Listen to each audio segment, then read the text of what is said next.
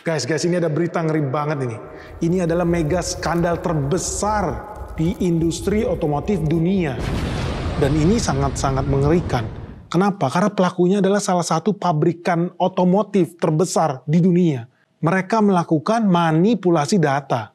Dan akibatnya fatal loh guys. Karena ini berhubungan dengan safety. Bisa-bisa banyak orang yang mati. Kalau lu penasaran tentang berita dari sektor otomotif ini, jangan skip video ini. So let's check this out.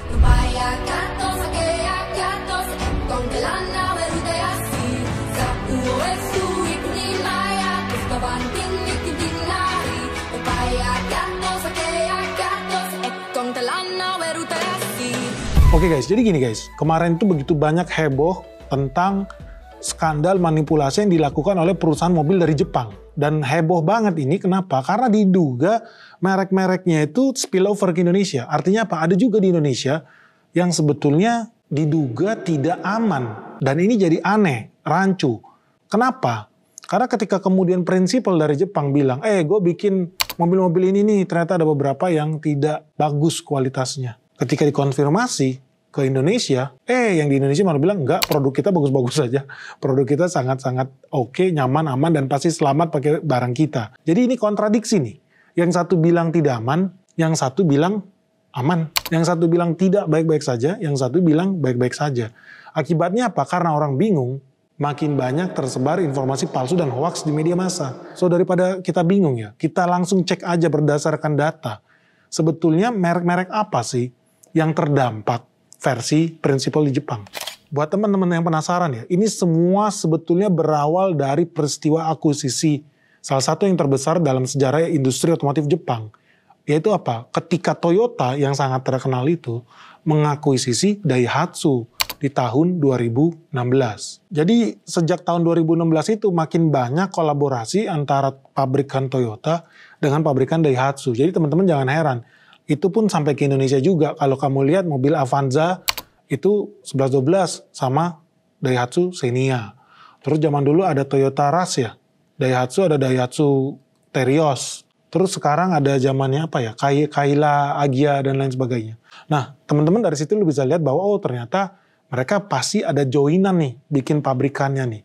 Mereka ada kolaborasi nih antara di proses produksinya sendiri. Jadi mobil-mobil zaman sekarang mulai keren istilah rebadging lah. Bukan cuma Jepang yang melakukan ini sih. Sebetulnya ada banyak juga bahkan di China dengan GM, dengan brand-brand Amerika itu juga banyak lakukan kolaborasi serupa. Jadi ini hal yang normal sebetulnya. Tetapi apa yang mengerikan dan mencengangkan itu adalah ternyata setelah diinvestigasi lebih lanjut, Daihatsu di pabrik-pabrik mereka itu yang ada di Jepang itu sebetulnya sejak tahun 1989 itu sudah sering melakukan pemalsuan di hasil laporan ujian keselamatannya mereka. Jadi ini mengerikan nih kalau kita lihat ini. Jadi ternyata prosesnya udah berlangsung begitu lama.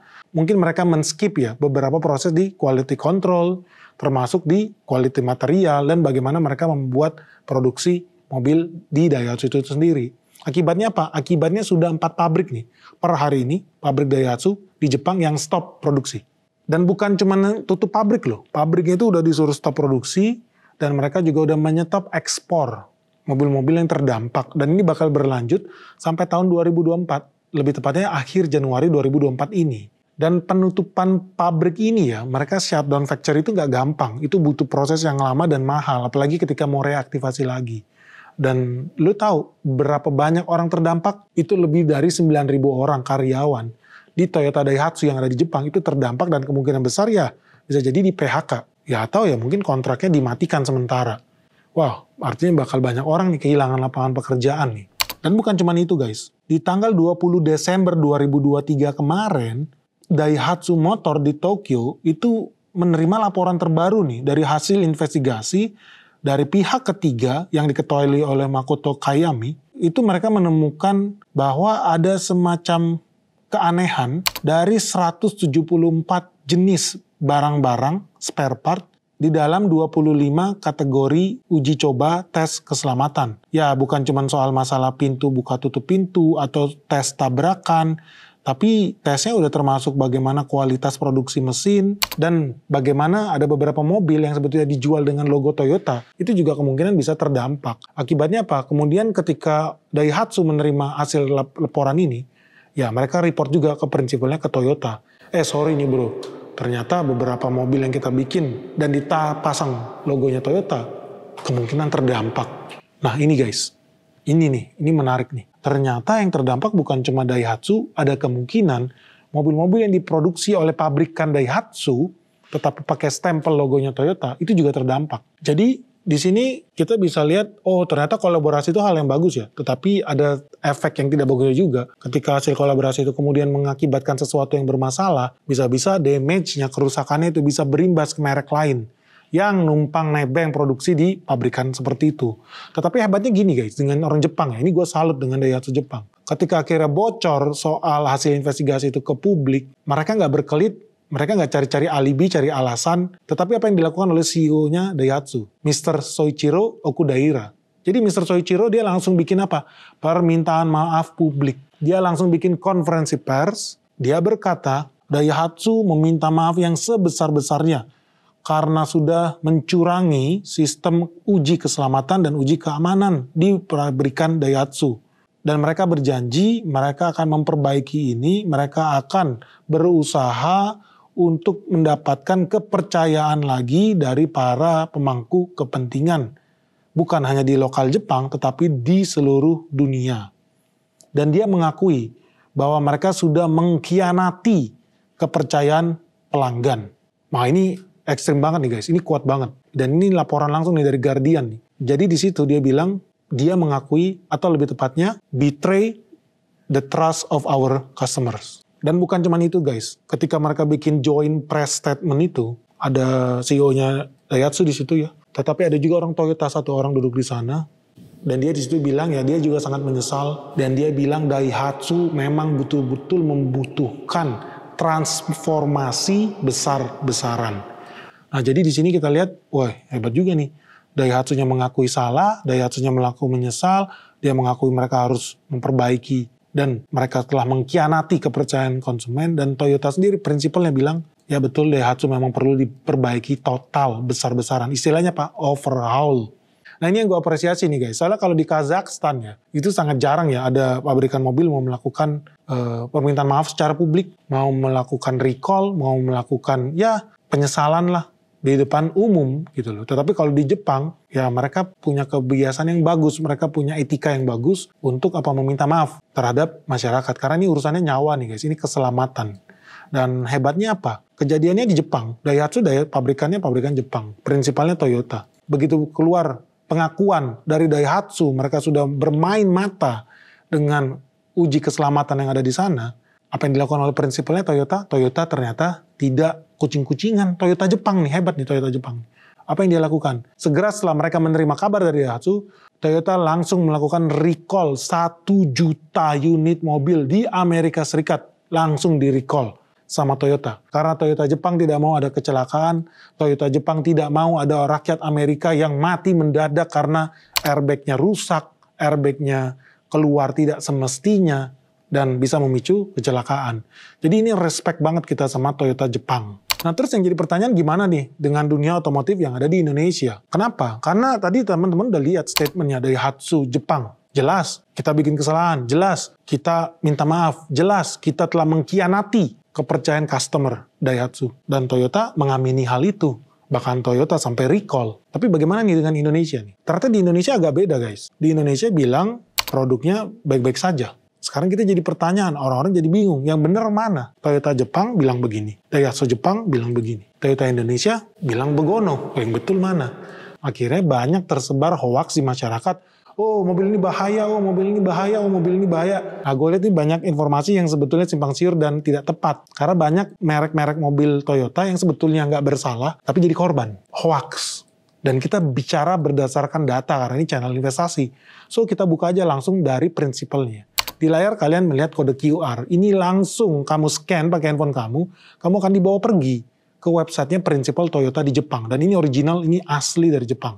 Jadi bukan kata-kata siapa di berita-berita hoax di sosial media, tidak. Karena gue lihat di situ ada yang bilang apa, Ayla terdampak, Fortuner terdampak, segala macam. Ayo mayoritas banyak yang hoax lah. Tapi faktanya kita akan bahas di sini. Bahwa apa? Bahwa ya pertama ya Daihatsu adalah salah satu produsen mobil terbesar di dunia dan di Indonesia. Di Indonesia mereka peringkat 2 nasional tuh di tahun 2022 kemarin. Jadi kalau teman-teman bilang Daihatsu brand kecil di Indonesia itu salah. Kenapa? Karena mereka penjualannya aja selama 14 tahun ini cukup tinggi sekali. Bahkan ya tadi peringkat 2 di tahun 2022. Kemungkinan besar bisa diulangi nih di tahun 2023 ini. Nah teman-teman tahu nggak sebetulnya mobil yang terdampak itu mereknya apa? Lu penasaran nggak? So teman-teman bisa lihat di depan layar kaca masing-masing. Mobil yang terdampak itu adalah 7. Yang pertama Agya, yang kedua Rush, yang ketiga Avanza, yang keempat Veloz, yang kelima Raize, yang keenam Vios dan Yaris, sedan ya. Yang ketujuh Yaris Cross. Dari nama-nama ini teman-teman pasti kedengaran familiar dan ada beberapa memang yang di Indonesia. Tapi tahu nggak? Sebetulnya nggak semuanya itu ada di Indonesia. Karena apa? Kita bahas satu-satu. Karena apa? Kita bahas yang pertama. Ditulis adalah Agya. Tetapi Agya yang terdampak itu cuma Agya yang diproduksi setelah tahun 2023, setelah bulan Maret tahun 2023. Dan itu hanya terdampak di negara Ekuador, Uruguay, dan Kambodia. Jadi cuma di Uruguay, Kamboja, dan Ekuador. Jadi Agya terdampak nggak? Iya.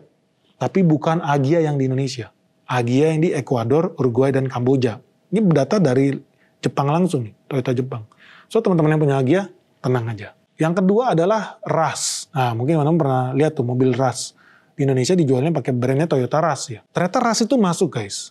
Tetapi jangan khawatir. Kenapa? Karena yang terdampak cuma Toyota Rush yang diproduksi setelah bulan Januari 2018. Dan hanya Toyota Rush yang dijual di negara Ekuador dan Malaysia. Nah dari sini teman-teman udah bisa lihat, oke, berarti Rush aman. Nah yang ketiga nih, yang ketiga itu ada Avanza. Wah, mobil sejuta umat. Berdasarkan data dari Jepang nih guys, Toyota Jepang mengakui ya, Avanza yang terdampak adalah Avanza yang diproduksi setelah tahun 2021 bulan November. Dan negara yang terdampak adalah Indonesia, Meksiko, Vietnam. Wah, jadi pertanyaan nih, kenapa bisa Avanza Indonesia masuk di Toyota Jepang ya? Gue kira Avanza itu made in Indonesia.